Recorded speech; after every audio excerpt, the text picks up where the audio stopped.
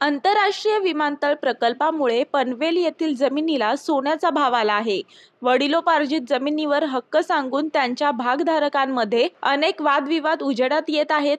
Panvel police ठाण्यात नुकत्याच नोंदवलेल्या एका फसवणुकीच्या गुन्ह्यात 13 वर्षांपूर्वी जिवंत असलेल्या वडिलांना मृत घोषित करून त्या वडिलांचे खोटे वारस दाखला न्यायालयाची दिशाभूल करून बनवून जमीन बळकावण्याचा प्रयत्न उजेडात आला आहे। ठाणे येथील नौपाडा येथे राहणाऱ्या रोहिणी मालपेकर यांनी पनवेल शहर पोलीस ठाण्यात दिलेल्या तक्रारीमध्ये त्यांचे वडील नामदेव म्हात्रे हे 4 जुलै 2011 रोजी जिवंत असतानाही त्यांचे नातेवाईक राजेंद्र म्हात्रे, शरद म्हात्रे, सुभद्रा तळकर यांनी नामदेव यांना मृत असल्याचे कागदोपत्री न्यायालयास दर्शवून बनावट वारस दाखला मिळवला।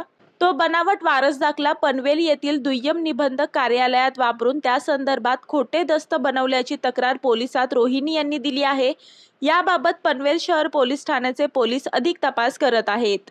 मी वर्षा काटेकर, योद्धा न्यूज, नवी मुंबई।